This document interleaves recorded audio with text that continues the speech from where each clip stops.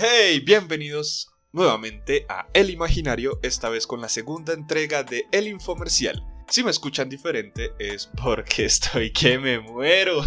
Pero, siguiendo la misma indicación que yo doy en mis procesos de intervención y en palabras de Charles Bukowski, encuentra algo que ames y deja que te mate.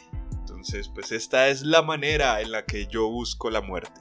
Bajo un ciprés sombrío y verde, cual la esperanza, con su fúnebre acechanza estaba un cráneo vacío, y sentí pavor y frío al mirar la calavera, pareciéndome en su esfera que se reía de mí, y yo me reía de ella, viéndola tan calva y tan fiera. En fin, para esta semana lo primero que vamos a hablar es sobre una aclaración que hizo uno de los oyentes, refiriéndose a que en el año 2019 el Papa Francisco había penalizado la pederastia dentro de la iglesia. En esto tengo varias opiniones encontradas. Uno, pues en qué consta lo que pasó, en qué consta lo que hizo el Papa Francisco, que fue entregar, o sea, quitar del derecho canónico a los pederastas y entregarlos a las autoridades de cada país. Antes de 2019, todo sacerdote que hiciera o cometiera un acto sexual contra un menor de edad era procesado por el derecho canónico, que básicamente consistía en reasignarlo. O sea, sacamos este sujeto potencial abusador de niños y lo mandamos a otro lado con niños nuevos. Ese era el proceso de la iglesia, lo cual es turbio, ¿no? Turbio. Pero, bueno, eso era lo que hacían. Ahora se entregará a las autoridades competentes de cada país. Lo que me parece bastante bien, la verdad.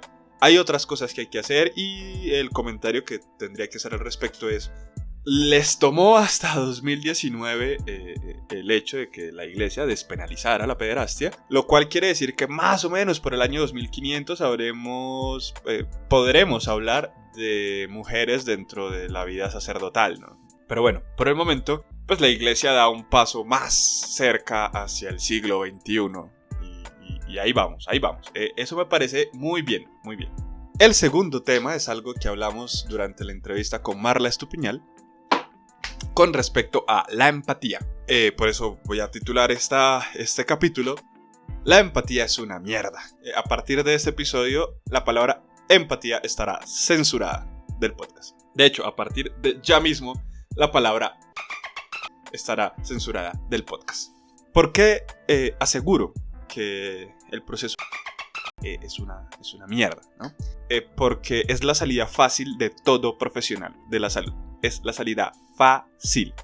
Es como si una persona se encuentra en un estado de alteración de conciencia después de un evento traumático, llámese muerte o presenciar la muerte, presenciar una catástrofe natural o agresiones violentas como abuso sexual y eso, lo primero con lo que te salen estas personas profesionales de salud es que debes tener un proceso con la persona afectada, a lo cual hasta ese punto estoy de acuerdo. Tú debes reconocer que el otro tiene algún tipo de dificultad o problema que evidentemente le está pasando después de lo que le acaba de pasar. Pero cuando tú le dices, listo, y después de ¿qué? Y se meten en sí mismos un discurso al respecto de la importancia de reconocer las necesidades psicológicas de la otra persona. Volvieron una habilidad un proceso técnico. ¿Cuáles son las habilidades terapéuticas? Una habilidad es un proceso intrínseco que está en la persona, como el reconocimiento, escucha activa, atención flotante y pues demás cosas que necesita un terapeuta. Y un proceso técnico es las herramientas que tiene esta persona para afrontar. Es decir, vamos a hacer una regulación emocional y un proceso de intervención con respecto a las afectaciones afectivas que tuviste frente a ti, lo que significa la sexualidad, lo que ahora representa tu cuerpo, lo que ahora representa la pérdida de estos seres queridos, del qué vas a hacer, cuál es el paso siguiente, el proceso del duelo, el proceso de afrontamiento con respecto a la reorganización estructural de tu vida frente a esa persona que ahora falta en ese nuevo círculo que tienes que formar, y cómo vas a vivir el luto frente a te extraño pero mi vida sigue. Eso es un proceso técnico, en donde dependiendo del enfoque, dependiendo de las necesidades de la persona, se va a llevar de una manera diferente. El problema es que muchos profesionales, cuando tú les preguntas sobre el proceso técnico, se quedan en la habilidad, en el desarrollo de la misma, reconocimiento del otro. Es importante reconocer que atrás de ese discurso hay una persona que no está mal, pero se escudan en eso y ese es el discurso que tienen, lo cual me parece horrible. Por eso, si el profesional de la salud con el que estás hablando no sale de la palabra, es porque pertenece a cierta vertiente que no voy a mencionar para no desprestigiar la profesión, pero gas.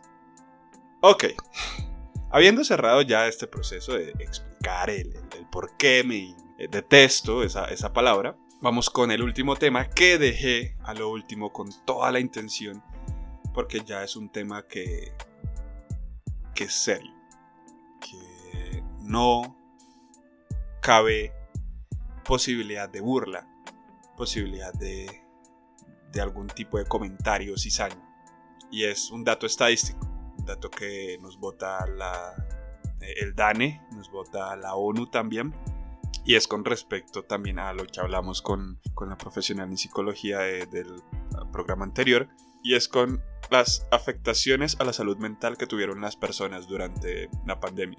No voy a hablar de las afectaciones en sí, porque hablar de ansiedad, de problemas sociales, de todas esas cosas, pues no tiene cabida, no tiene proceso. O sea, no. Si quieren hablar de esas cosas, los esperamos en el chat de Homesite. Ahí pueden preguntar por acompañamiento psicológico y sobre los diferentes paquetes o formas que tenemos para ofrecer ese servicio en salud mental. Por el momento este espacio es meramente informativo. Y es que Colombia es el 5º país en el mundo donde funciona la estadística. Obviamente hay países donde no funciona la estadística como debe funcionar, entre ellos Corea del Norte, Cuba, Venezuela. China tiene sus serios problemas con respecto a la estadística, es de que los datos no son fidedignos. Somalia, Surinam, países que no cuentan con demasiada presencia internacional, ¿no? Colombia, dentro de los países que sí cuenta con presencia internacional, querrámoslo, no hay veedores internacionales aquí que funcionen, ya es otro asunto. Somos el 5º país en donde la pandemia ha dejado más huérfanos en el mundo.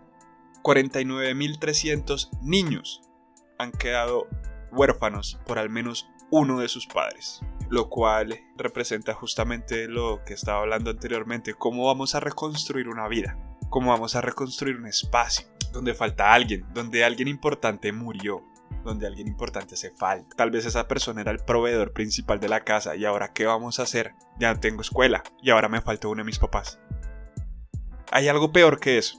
En cuanto a estadística, ya en términos tácitos y subjetivos frente a la pérdida de un padre, cada niño lo tendrá en cuenta. Tal vez un niño perdió a su figura idealizada, tal vez un niño perdió a esa figura que lo defendía de la otra. Recuerden que hay padres abusivos, padres y madres abusivos que pues uno de los padres se encarga como de brindarle ese cobijo. Tal vez fue esa persona la que se fue y ahora quedó a merced de algo que es horrible. Estadísticamente peor que eso, hay 20.000 niños aproximadamente que perdieron ambas figuras paternas. Si usted fue una persona que la pasó mal durante la pandemia, que tuvo que dejar de comer sus 3 veces al día, o incluso si no comía 3 veces al día durante la pandemia, le fue peor. Imagínese ser menor de edad, 8, 9, 10 años, y que sus 2 padres fallezcan, desprotegido de todo. Uno diría, no, hay organismos gubernamentales que se dedican de eso. Sí, los hay. Pero como buenos colombianos sabemos que esos servicios no son suficientes. Hay aproximadamente 20.000 niños que ya no tienen padre ni madre por culpa del virus, ¿no? O habrá muchos otros que tengan otro tipo de problemas. ¿Quién va a reconstruir esa vida? O sea, llegar ahí con el niño. Ay, por favor. ¿Qué vamos a hacer? Repito, esto es únicamente informativo. Debido al alcance y al proceso que estamos teniendo, pues tampoco somos una red o una fuente que usted pueda decir, donen algo para ayudar a tal niño. No lo es. Sencillamente boto el dato, sencillamente hablo de que hay cosas que no se pudieron controlar, hay cosas que se salieron totalmente de las manos, que hay cosas terribles y que hay gente que no necesita. Por eso esa es mi intención aquí. Quiero hacer algo, así no sea como lo adecuado, pero al menos tener más alcance para algún día llegar a ayudar lo suficiente, tener la posibilidad de brindar esa ayuda. Y pues nada, Este episodio se lo dedico a una amiga. ¿Por qué este y no otro? Que ella era una mujer adoptada. Porque esta amiga falleció durante la pandemia, ¿no? No dejó a nadie pendiente, no dejó a alguien atrás, un hijo, ¿no? Dejó una madre, sí. Pues esta amiga pertenece curiosamente al Club de los 27.